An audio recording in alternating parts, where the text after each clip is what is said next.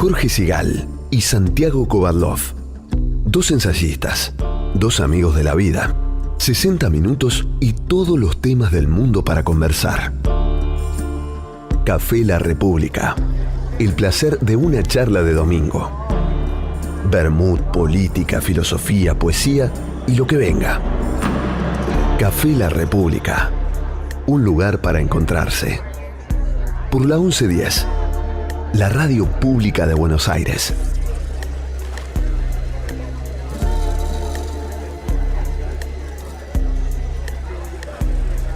Estamos acá, como siempre, en el corazón de Palermo. Ahora nos hemos trasladado hacia el Café La República. Hemos conseguido ubicación afuera, lo teníamos previsto adentro por la lluvia, pero bueno, no hay lluvia. No hay lluvia y por lo tanto aquí estamos, Jorge, en nuestra tertulia, recordando con los oyentes el camino que emprendimos en la primera parte de nuestro programa, un camino complejo, un camino difícil, un camino lleno de interrogantes y evidencias que siempre nos llevan a la necesidad de reflexionar a fondo sobre lo que está ocurriendo, porque los riesgos permanentes que el autoritarismo y la intransigencia nos imponen en la vida cotidiana y en el campo de las ideas es muy profundo. Tu editorial de hoy señala la existencia de un drama que radica en que no hayamos superado la fantasía de eliminar a nuestros semejantes cuando no coinciden con nosotros, entendiendo por eliminación no solo la radicalización que lleva al asesinato o a la muerte, sino la subestimación, la descalificación,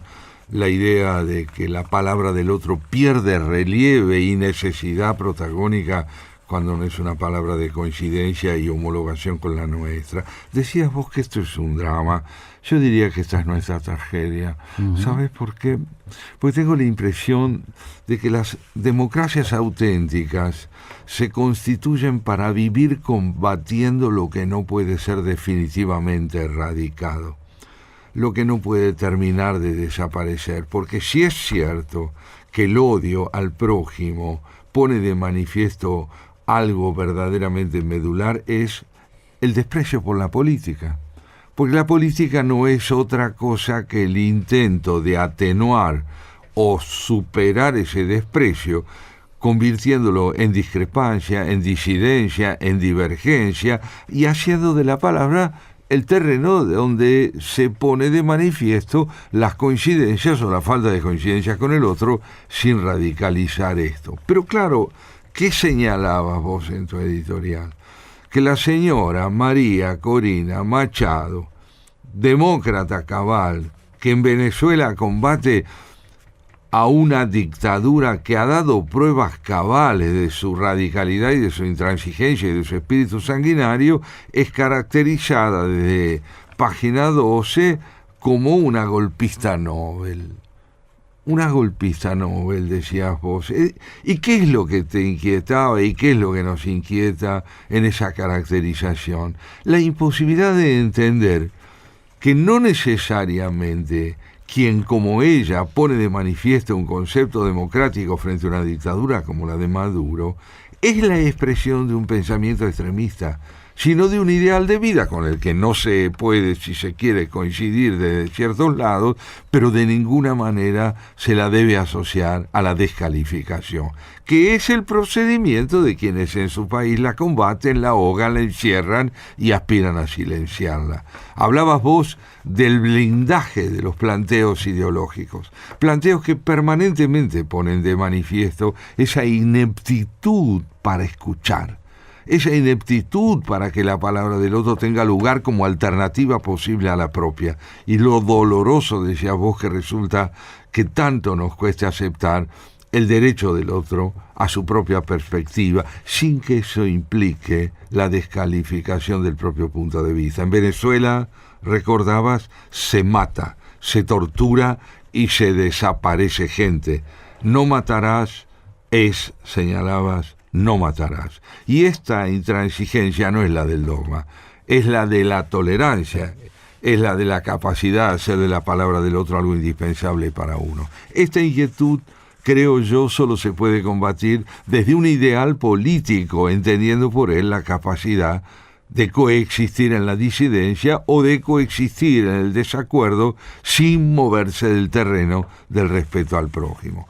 A tal punto, este punto de vista tuyo se retoma en el reportaje que le hemos hecho a Antonella Marti, que ella habla de una nueva derecha que lleva al resurgimiento finalmente en nuestros días de viejos ideales de exclusión, de intolerancias fundamentales como las expresadas por un Trump, por un Bolsonaro, por una teocratización permanente de la política, como también se advierte en nuestro presidente Milei, por una invocación de la voluntad de Dios respaldando la intolerancia política, ideales que en el pasado, en el siglo pasado, también pusieron de manifiesto su intransigencia y que parecen, aún en la derrota, no haber servido de base para un cambio de ideas. El resurgimiento de la intransigencia, de un imaginario político que aspira a liberarse de la impureza, del mestizaje, de la diferencia en última instancia, vuelve, en la palabra de Antonella Marti,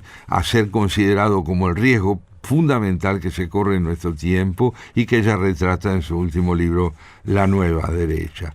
Curiosamente, y contrastando con todo esto, el apego a la convergencia, a la tolerancia, Portugal y Argentina a través del fado y el tango, y en la palabra de Karina Beorlegni, viene a decirnos: es posible encontrarnos, es posible estar juntos. Es de dos países que curiosamente han tenido una historia de lejanías bastante acentuada, aun cuando Portugal, Jorge, haya sido el primer país que reconoció la independencia argentina. Esto no hay que olvidarlo. Y por otro lado, fado y tango, dos modalidades de la música que vienen a decirnos que podemos coincidir, podemos encontrarnos, y nadie debe dejar de ver en esta propuesta artística que ella nos trajo parte de ese espíritu fundamental de encuentro que es tan decisivo para la convivencia. Bueno, este ha sido el itinerario que hemos recorrido en la primera parte y nos preguntamos si lo podremos seguir recorriendo. Muy interesante. Creo que estamos frente a dos pulsiones humanas, en definitiva. Una que tiende a eliminar al otro, a terminar con el otro, y esta pulsión que vos decías también, que nos junta, que nos lleva a juntarnos, ¿no? Bueno, quizás tengamos que saber que así es, así somos los seres humanos. Y que hay que vivir combatiéndose, como decía Julio Cortázar. Claro. Combatiéndose, tratando de atenuar los extremos, tratando de paliar esta suspicacia angustiante ante el otro y dejando de caracterizar las diferencias como expresión del mal, porque mientras la palabra la tengan el bien y el mal, mientras las polarizaciones lo sea todo, el camino de la disidencia y la subestimación está trazado. Y hablando de la posibilidad de generar espacios que nos junten, que nos amiguen, contame un poquito en qué andás, porque sé que vas a presentar Bajo el cielo de París junto al trío, que ya te viene acompañando desde hace varios años. Y bueno, hablemos un poquito de esto, que es otra expresión de esto que estamos diciendo, del universalismo, finalmente. Así es, Jorge.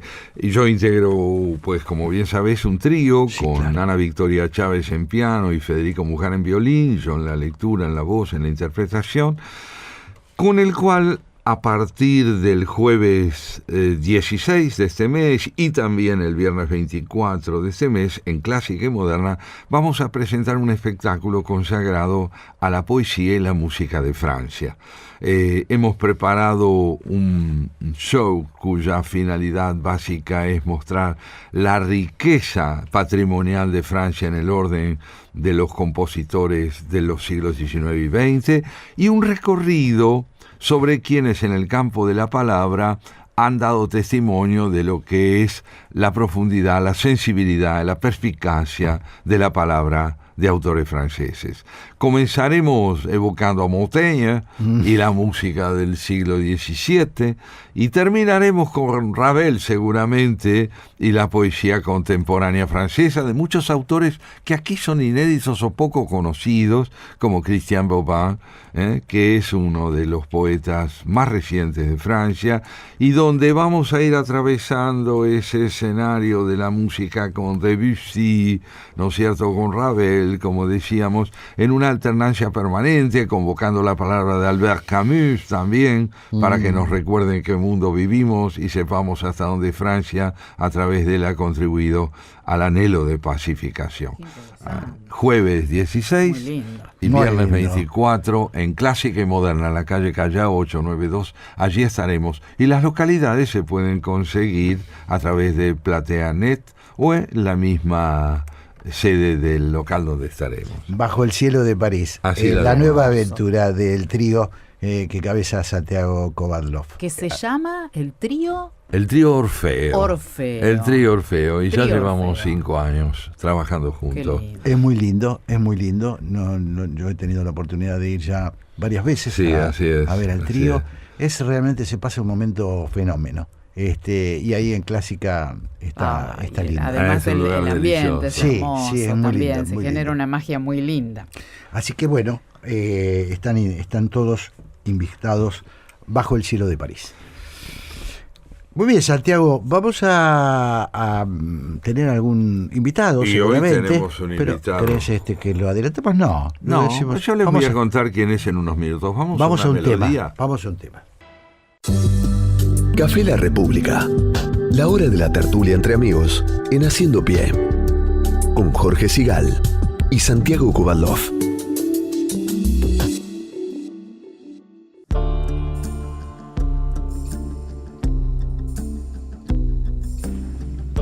Bueno, estamos así en Café La República. Acabamos, mirá, creo que te hicieron un homenaje, ¿no? Gabriela Pero Garriga. sí, yo le debo a Gabriela la posibilidad de escuchar a Nabur después de haber hablado de Bajo el cielo de París. Merci beaucoup, madame.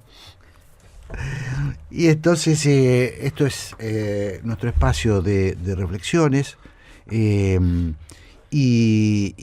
Santiago Y sí. normalmente trae algún invitado que es un pretexto que tenemos para conversar, para dialogar con gente inteligente, a la Exactamente. que invitamos especialmente. A que deje oír su palabra. Y en este caso, ¿sabés quién es? Luis Castelli. ¿Quién es Luis Castelli? Para muchos de nuestros oyentes, tal vez no tan conocido, para otros sin duda muy conocido. Luis Castelli, doctor en Derecho, presidente de la Fundación Naturaleza para el Futuro, editorialista sobre temas ambientales en el diario La Nación, autor de un libro espléndido llamado La Ruta 40, un retrato de esa ruta de una punta a otra, articulista sobre temas medioambientales, y que hoy nos visita a través de un ensayo suyo, publicado hace un tiempo, pero de una notable actualidad, titulado Un mundo en riesgo, Jorge. Sí. Un mundo en riesgo retrata la ceguera obstinada ante el auge del calentamiento global por parte de las naciones más poderosas de la Tierra, que contribuyen a que ese calentamiento se acentúe y se acentúe y se acentúe sin que se contemple el riesgo en que se pone la vida de nuestra especie.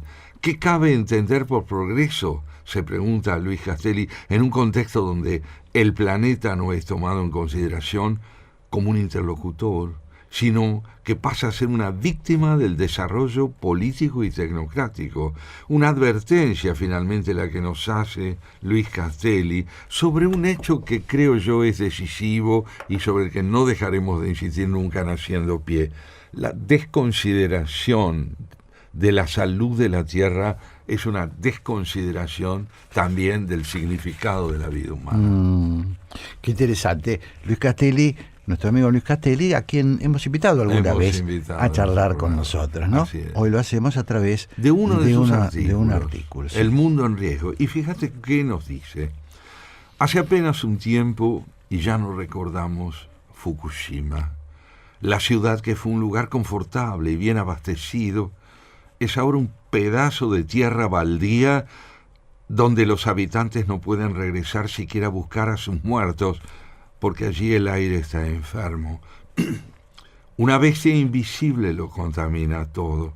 Los hombres, las mujeres y los niños desplazados viven ahora atormentados ante la incertidumbre de estar ingiriendo pescado, frutas o vegetales radioactivos. ¿Será este el concepto de progreso en la era nuclear? En la planta de energía atómica del país más avanzado del mundo tecnológicamente, un montón de hombres indefensos disfrazados de blanco continúan corriendo de aquí para allá, tratan de evitar que los reactores se fundan y se produzca una fuga masiva de radiación que podría causar un desastre de escala planetaria.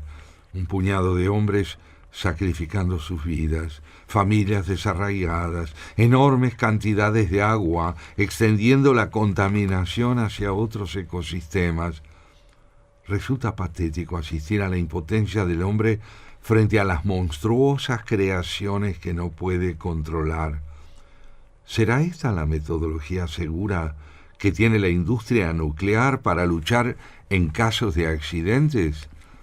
La tragedia de Chernobyl fue atribuida a la gestión soviética y al diseño de sus reactores, la de Fukushima a la violencia de la naturaleza. En todos los casos, la industria de la energía atómica se ocupa de tranquilizarnos, diciendo que todo irá bien, que los modelos nuevos serán más seguros, que tengamos confianza. Y para reforzar este mensaje, nunca falta ningún científico de dudosa ética que, ante cada nuevo accidente que pone en jaque a nuestro planeta, nos explique que se debe a circunstancias excepcionales. Cabe preguntarnos entonces, ¿cuál será la próxima circunstancia excepcional? Así comienza Luis Castelli su ensayo Un mundo en riesgo. Es impresionante, y se me pasaba por la cabeza Oppenheimer, ¿no? Oppenheimer. Claro, porque es la historia de una enorme decepción de un científico que hace las cosas pensando en el bien y termina siendo manipulado, utilizado, bueno, un poco lo que dice Luis, ¿no? Sí. Por la ambición, por la codicia, por la... Bueno, la instrumentación, justamente, muy bien señalada por vos, que se hace del conocimiento en las manos del poder político, que solo aspira a la preponderancia de su propia hegemonía y no contempla que la tierra y su prójimo son parte constitutiva de su identidad.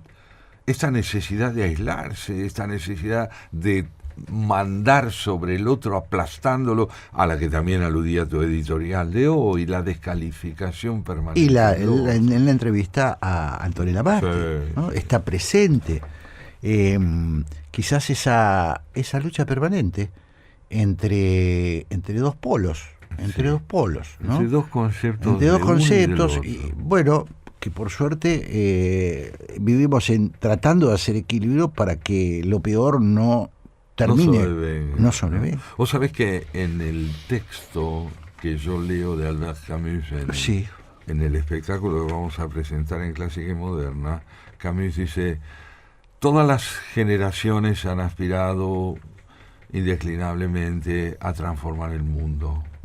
La mía tiene una aspiración más modesta. Queremos que el mundo no se deshaga. Y este es el espíritu de la nota de Luis Castelli, que sigue diciéndonos esto. La tragedia de Chernobyl fue atribuida a la gestión soviética y al diseño de sus reactores. La de Fukushima a la violencia de la naturaleza. En todos los casos, la industria de la energía atómica se ocupa, como decíamos, de tranquilizarnos. En el Golfo de México se produjeron la explosión y el hundimiento de una de las más sofisticadas plataformas petroleras del mundo, la Deepwater Horizon, además de quitar la vida a 11 trabajadores, provocó una fuga de más de 4 millones de barriles de petróleo en el océano. Las consecuencias para las personas, los recursos naturales y las industrias siguen multiplicándose hoy, y muchas otras aún no pueden medirse ni comprenderse. Un análisis simple nos permite ver coincidencias entre la central de Fukushima y la Deepwater Horizon. El sueño de un crecimiento ilimitado y de una cultura de complicidad entre las empresas de energía, los reguladores y los políticos. En el derrame del Golfo, el lobby petrolero había persuadido al gobierno de los Estados Unidos de que algunas medidas de seguridad aplicables a la perforación en aguas profundas del océano, que hubieran evitado el derrame, resultaban innecesarias, sin mencionar que el permiso de perforación del pozo accidentado se había otorgado sin verificar la válvula de seguridad que ocasionó el hecho. El Japón, apenas semanas antes del tsunami, la autoridad reguladora aprobó la prórroga de vida útil de los reactores más allá del límite de 40 años, a pesar de las reiteradas advertencias sobre fallas de seguridad y falta de inspecciones. A la hora de explicar el desastre de la planta nuclear, prosigue diciéndonos Luis Castelli en Un mundo en riesgo, parece que no es relevante mencionar algo de esto, como tampoco que un director general de recursos naturales del Ministerio y la Agencia de Energía japoneses dejó su puesto el año pasado para ingresar poco después como asesor a la Tokyo Electric Power, empresa responsable de Fukushima. Lo que ocurre en Fukushima renueva la discusión en torno al futuro de la energía nuclear, un asunto en que toda la humanidad está involucrada. Para muchos esta energía parece una opción relativamente limpia y lógica, para una época que conjuga la escasez creciente de recursos energéticos fósiles y la necesidad de limitar la emisión de gases que agraven el calentamiento global. Sin embargo, estamos obligados a hacernos algunas preguntas sobre esto, aunque las respuestas que hallemos nos resulten dolorosas. Básicamente, ¿hemos calculado los riesgos y los costos correctamente? La energía nuclear nunca fue limpia. En primer lugar, porque los materiales y los desechos radioactivos han representado siempre una amenaza grave para la salud de los seres humanos y de las demás criaturas que pueblan este planeta. Se trata de toneladas de sustancias que perduran entre centenares y miles de años, cuyo transporte y manipulación conllevan importantes peligros. En segundo lugar, porque los reactores necesitan una inmensa cantidad de agua para enfriar los materiales contenidos en el núcleo. En tercer lugar, porque los posibles accidentes debidos a errores humanos, desastres naturales o ataques terroristas implican consecuencias incalculables. La sola prevención de estas tragedias exige implementar costosísimas medidas de seguridad, mientras que la reparación de eventuales daños, más allá de su costo, podría resultar objetivamente imposible. Es muy impactante, ¿no? Bueno, hemos vivido Chernobyl nosotros, ¿no? Así es. Hemos vivido Chernobyl, que incluso muy de cerca, porque varias de las víctimas de Chernobyl visitaron la Argentina. Todavía hay muchísimo, miles de personas pagando las consecuencias de aquel desastre atómico en la ex Unión Soviética, ¿no? Y bueno, por lo que dice Luis, la lección no ha sido comprendida, ¿no? No ha sido comprendida, y nos lleva a él en su nota progresivamente a preguntarnos por la naturaleza del progreso. Claro, muy interesante. La naturaleza del progreso. Bueno, parecería también que ahí siempre también hay una pulsión, ¿no? Por eso es tan importante me voy a meter en un territorio que no sé si debo, pero por eso es tan importante el rol de un buen Estado, ¿no? Claro que sí. En estos tiempos de descalificación completa del Estado, un buen Estado, un Estado responsable, un Estado que vele por el interés colectivo. Pero aquí, Jorge, te pregunto Sí. entonces, ¿de qué índole debe ser la formación de quienes lideren ese Estado? ¿Qué se puede y qué se debe exigir en términos de educación cívica de quienes liderando ese Estado tengan conciencia de que uno de los dilemas primordiales de nuestro tiempo atañe a la supervivencia de las condiciones que hacen posible la vida humana en el planeta? Quizás hay otra forma de verlo, que es, si no ha ido más allá, el desastre ha sido por mucha gente como Oppenheimer. Otra vez volvemos al ejemplo, que al menos han intentado ponerle límite a ese delirio de progreso, entre comillas, porque eso no es progreso, es suicidio, ¿no? Completamente de acuerdo. Y fíjate que en ese sentido podemos decir que aportes analíticos y testimoniales como el que hoy nos brinda Luis Castelli también tienen un sentido profundo. Claro. Más allá de que uno pueda decir, bueno, pero ¿de qué sirve la protesta si el avasallamiento ético de la condición humana, del prójimo y de la propia tierra no se detiene? No, la denuncia es fundamental porque una de las consecuencias más profundas de la conciencia de todos estos desastres es presumir que son irremediables y que no podemos hacer nada para combatirlos. Claro. Estoy persuadido, y Luis Castelli ahora nos lo va a decir en lo que resta del testimonio que voy a brindar con la lectura y estudiación de su texto, que la dignidad de la condición humana consiste en la no resignación ante fenómenos como este. Fíjate vos cómo lo plantea él a seguir en ese sentido. Nos dice así: aunque se asegura que un accidente nuclear importante es estadísticamente muy improbable, el mundo ya ha sufrido 3 en tan solo 30 años. 3 Miles Island, Estados Unidos, en 1979, Chernobyl en Ucrania en 1986 y luego Fukushima en el año 2011. Por eso debemos combatir la mala memoria. A 26 años o 27 años de Chernobyl, perduran todavía altos niveles de radioactividad en alimentos básicos producidos en diversas localidades de Ucrania. 160.000 kilómetros cuadrados, superficie similar a la de la provincia argentina de Córdoba, fueron contaminados de un modo que hace inhabitables esas tierras. Casi 7 millones de seres humanos debieron dejar sus casas con el alma en un hilo. Miles de niños y adolescentes contrajeron cáncer de tiroides a causa del yodo radioactivo. Cientos de trabajadores expuestos por el accidente a dosis elevadas de radiación desarrollaron leucemia o enfermedades cardiovasculares.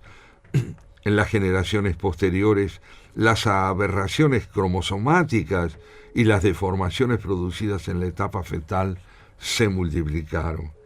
¿Qué clase de progreso es el que representa la posibilidad cierta de una catástrofe para la humanidad?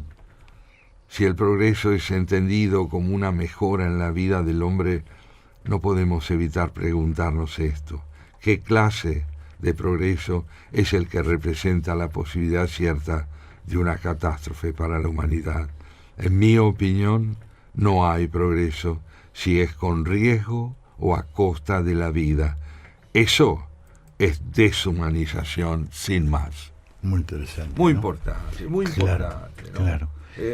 Muchas veces, y lo hemos conversado con Luis cuando lo entrevistamos, una pregunta que uno se hace es: ¿cuánto podemos hacer nosotros desde nuestra posición un poco marginal? Me refiero a universalmente hablando, ¿no es cierto?, de un país que primero está distante de los centros neurálgicos de la energía atómica, por ejemplo. Y cuánto podemos, porque lo otro es que creo que también Luis hace una apelación a eso, ¿no? Lo otro es que no lo llegamos a concebir como un peligro inminente, ¿no? Nos sorprende muchas veces, nos sorprenden este tipo de eventos, este tipo de acontecimientos. ¿Cuánto hay de negación en esa sorpresa? Porque convengamos que lo que le está planteando es un proceso de deshumanización. Es decir, algo sobre lo que hemos trabajado mucho en nuestras audiciones, que la deshumanización no consiste en la conversión del hombre en un animal, sino en la pérdida de conciencia de la responsabilidad moral a la que debe estar asociado el progreso. Porque si el progreso se limita a ser tecnocrático, no cabe duda que en aras del poder vamos a sacrificar vidas humanas. Totalmente, totalmente. Esa es una cuestión decisiva. No debemos caer en la idolatría de la tecnología sin rehuir la evidencia de lo útil que puede ser. No debemos caer en la idolatría de las ideologías sin rehuir la evidencia de que el poder tiene que tener una estructura conceptual clara. Estamos luchando o tratando de poner de manifiesto la importancia de la lucha contra el extremismo, contra el fanatismo, contra la intransigencia. Volvemos casi al principio de nuestro programa, ¿no? De hoy, a la hipótesis que te llevó en tu editorial a preguntar. Sí, y la conversación que hemos sostenido, Sí, un poco sí. a través de la conversación también con Antonella Marti. Me parece que es un tema clave, probablemente lo haya sido siempre, Siempre. Sí. pero que hoy adquiere ribetes dramáticos, Santiago, porque la tecnología, esa maravilla que tenemos ante nosotros, esa maravilla que nos permite evolucionar en muchos aspectos, es un arma de doble filo, que es lo que vos estás diciendo. Es un arma de doble filo. Entonces, es un arma de doble filo en la medida en que la subjetividad que opera con ella no esté asociada a un proyecto de solidaridad, de preservación y desarrollo de la vida, no solo humana, sino del planeta, porque el hombre se ataca a sí mismo a través del planeta que destruye. Claro. Y la pérdida de sensibilidad por parte de los sectores de poder que producen todo este proceso de riesgo permanente, la falta de sensibilidad hacia lo que está en juego, nos lleva a esta visión enajenada del poder que tiende a hacer de los centros hegemónicos y de los recursos tecnológicos empleados en función de una concepción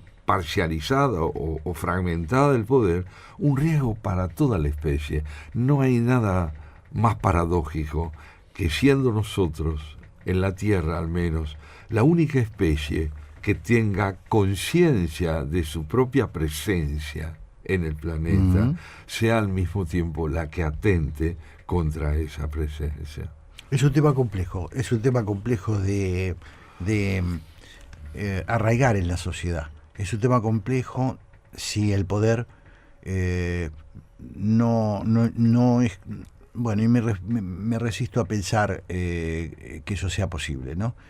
Por lo menos en este tipo de países, me refiero a la Argentina, a los países periféricos, los países no decisivos. Es una lucha difícil de llevar. La que lleva Luis Castelli es una lucha difícil. Muy difícil, pero imprescindible. Sí, claro. ¿No es cierto? Porque lo imprescindible tiene que ver con lo que es éticamente necesario y con un concepto de lo que es el ser humano. ¿Vos viste lo poco que está presente en nosotros la agenda ecológica? Sí. Está muy poco, Santiago. Muy poco.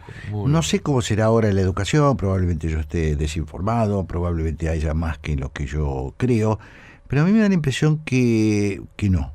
Que en ese sentido somos más periféricos que en otros aspectos. Sí, muchos jóvenes de las nuevas Sí. generaciones son conscientes de lo que puede implicar la necesidad del cuidado de la tierra, pero que la ecología es algo más que una disciplina, una especialidad que debe formar parte de la construcción de la identidad cívica de la ciudadanía, Claro. es algo imprescindible y que no está desarrollado de la forma en que uno desearía que fuera. ¿Qué te parece si hacemos una pausa Sí, más? si vos lo querés. Sí, para cederle después el desenlace de esta tertulia a Luis Castelli. Muy bien, vamos entonces. Jorge Sigal y Santiago Kovadlov en la 1110. Muy bien, y estamos hablando de nuestra casa común, a través de la palabra de Luis Castelli, que hoy trae Santiago Kovadlov. Así es, Jorge, así es. Así como Joan Manuel Serrat nos traía Mediterráneo, Sí. quiero contarte y contarles a los oyentes que dentro de un tiempo podrán contar con lo que Luis Castelli nos traiga sobre el Río de la Plata, porque está preparando un libro sobre el Río de la Plata, un libro donde todos los semblantes del río van a aparecer, toda su historia. Trabaja actualmente en la preparación de ese libro sobre su situación, brindándonos un diagnóstico sobre su pasado y su futuro a la luz de un presente realmente problemático, ¿no? En el que reúne testimonios, fotografías de una belleza indescriptible, he visto muchas, sobre el río en distintos momentos del día y del año. Ajá. Una joya que conmueve, te digo, y lastima a la vez cuando uno piensa que los argentinos le hemos dado la espalda a nuestro río. Sí, le fuimos dando la espalda, ¿no? Hoy acá recordábamos, mientras esperábamos continuar con la audición, que cuando nosotros éramos jóvenes, yo cuando era chico, y te lo decía Luis también, íbamos al Río de la Plata. A nadar. Punta Lara era un lugar, mis padres eran profesionales, no era un lugar, digo, marginal. Íbamos la pasábamos fenómeno Pero en Punta duda, Lara, en el Río de la Plata. Sin duda, justamente entre las fotos que he visto de este libro en preparación de Luis Castelli sobre el Río de la Plata, hay algunas que muestran multitudes de porteños que van a bañarse al Río de la Plata en el verano, a disfrutar de sus costas, de un río limpio. De un río porque limpio. lo hemos ido desvirtuando, ¿no?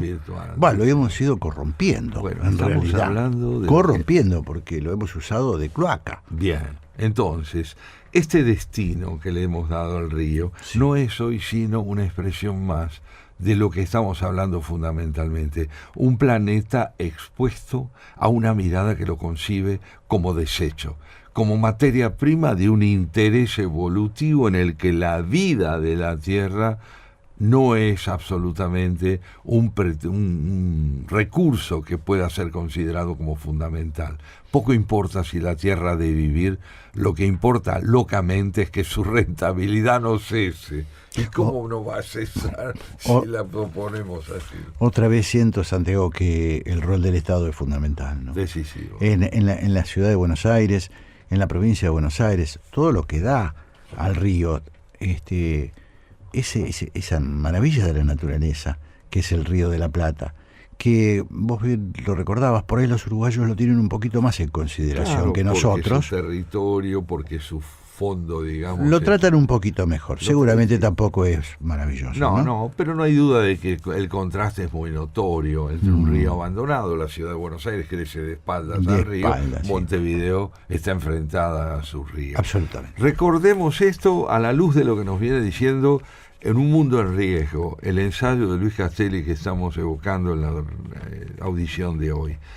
Comienzo por subrayar lo que ya nos dijo. Si el progreso es entendido como una mejora de la vida del hombre, no podemos evitar preguntarnos de qué clase es el que representa la posibilidad cierta de una catástrofe para la humanidad. En mi opinión, no hay progreso si es con riesgo o a costa de la vida. Eso es deshumanización, sin más. Estamos ante un riesgo planetario concreto.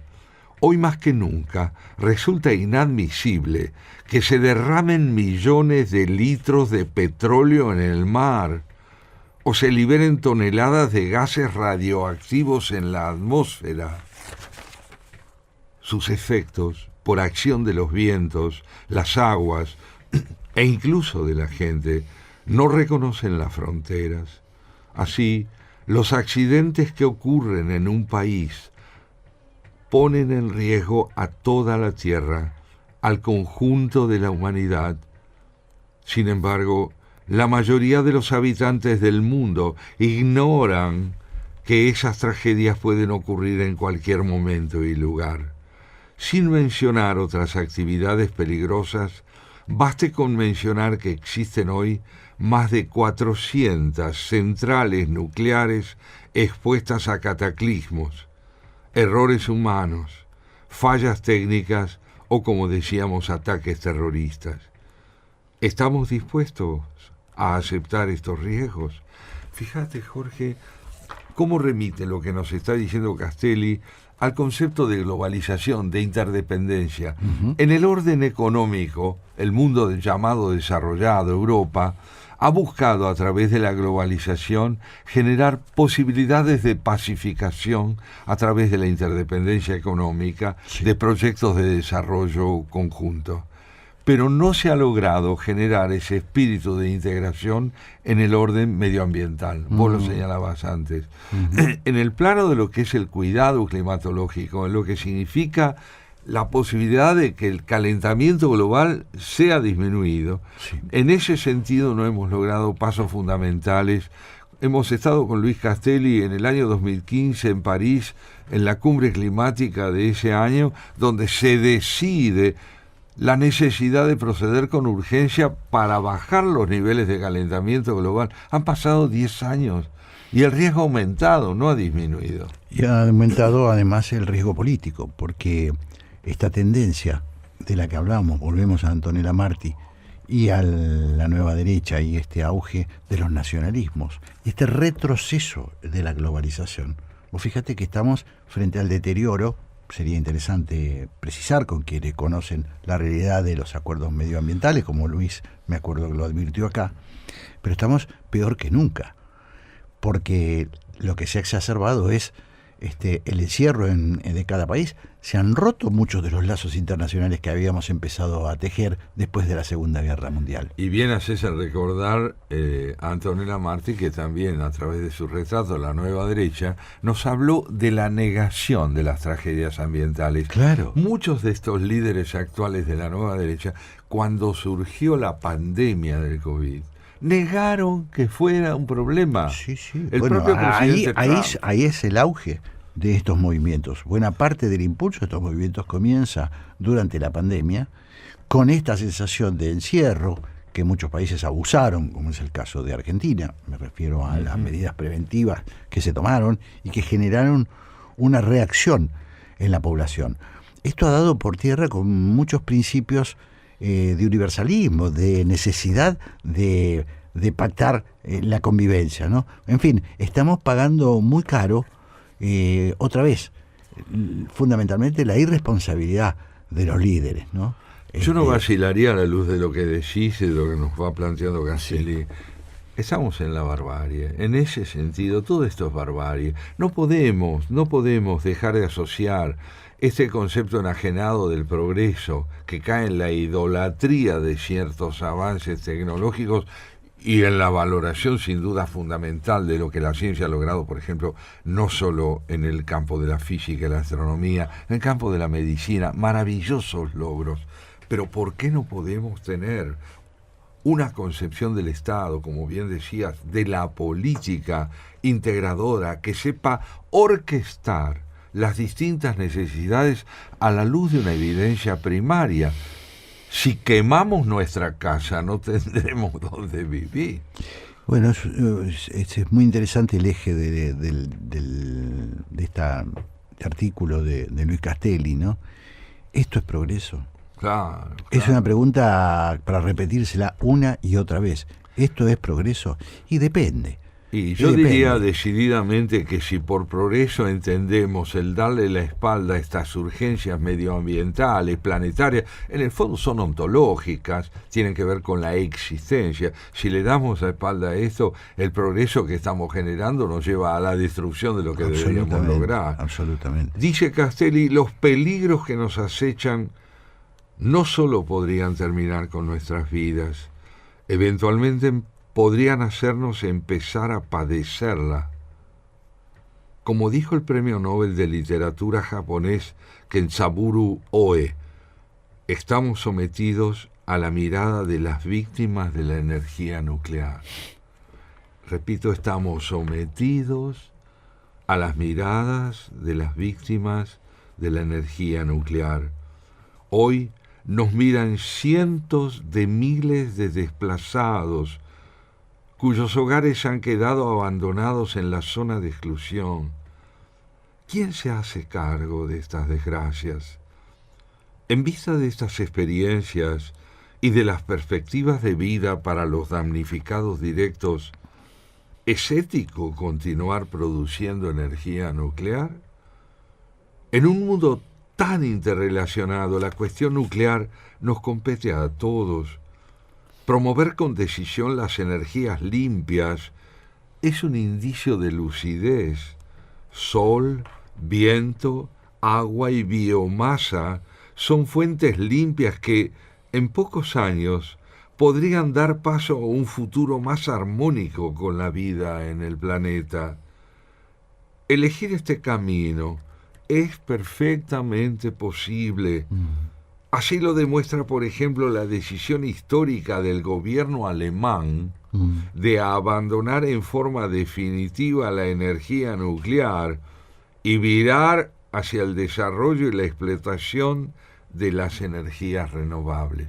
Aquí me detengo para compartir con vos la necesidad de una reflexión profunda en respuesta a la pregunta, ¿hay alternativas? Sí las hay. Claro. Sí las hay. Desde el punto de vista objetivo, si no fuera ya demasiado tarde, las hay. Las llamadas energías renovables. Sí, incluso económicamente rentables, ¿no? Pero mucho, son muy rentables. Nosotros tenemos viento para vender en la Argentina, exactamente. ¿no? Sí, es así. Está muy bien dicho, tenemos viento para vender, pero además esta idea de la rentabilidad asociada ahora ya no a la mera idea del lucro, sino de una vida de más calidad, claro, de una vida posible, de una vida donde el hombre esté reconciliado con la tierra, donde dejemos de concebirla como un objeto. ¿Te acordás cuando hace pocos minutos Antonella Marti hablaba del odio a la mujer por parte de estos sectores nacionalistas extremadamente volcados hacia una visión fuertemente reñida con la dignidad de la mujer, la conciben como objeto? Pues acá está la especie concebida como objeto. Claro. Toda ella concebida como un objeto de dominio y de esclavitud, solo que ahora la idea de fortalecer la esclavitud del hombre en un sector lleva a la destrucción de todos los sectores. Claro. Junto a ello, prosigue diciendo Luis Castelli, es imprescindible contar con un sistema diferente de aprobación y control de las actividades cuyos riesgos excedan las fronteras políticas entre países. Necesitamos un sistema que reconozca un lugar a todos los implicados y no solo a los especialistas, porque nuestro modo de vida está amenazado por las actividades que realizan. Aunque así sucede hoy, resulta obvio que las centrales nucleares no deberían estar controladas por una organización nuclear, ni las explotaciones mineras o petroleras por quienes desarrollan actividades en la materia. ¿Podrían esperarse imparcialidad y cuidados del bien común a las organizaciones cuya existencia dependen de las actividades que deben controlar? Necesitamos un sistema independiente donde prevalezca un principio de precaución que integre a la sociedad en su conjunto, más allá incluso de los que coyunturalmente gobiernan, ya que ellos carecen a menudo de una verdadera sensibilidad para advertir la magnitud del problema que está en juego. Aquí está la cuestión del Estado que vos venías planteando. Totalmente. Aquí está, ¿no? Estamos delante de un llamado, yo no digo dramático, pero sí un llamado radicalizado en cuanto a la conciencia de la magnitud del peligro que estamos corriendo, de un mundo de riesgo, como dice Castelli, al que no deberíamos desoír. Lo que sí se vuelve evidente es que hay que fortalecer esta mirada alternativa que es esencialmente cívica. Muy interesante. Bueno, Santiago, estamos ahí, ¿no? Sí, ya estamos. Nos tenemos que ir. Así que hemos traído de invitado hoy a Luis Castelli. Hemos hablado del medio ambiente, un tema que en este programa le hemos dado importancia. Lo hemos tratado varias veces y lo seguiremos haciendo. Claro que para cuidar la casa común, como se suele decir. Nuestra casa común. Bueno, Mónica Ferreira, nos vamos. Sí, señor. Santiago, Señores. nos vamos. Nos vamos, Mónica. Ahora viene Graciela Fernández Mejide Sí. en ¿Por qué?, junto a Pablo Marmorato. Así que los dejamos Con ellos. con ella. Hasta pronto. Chao, hasta la próxima. Chao.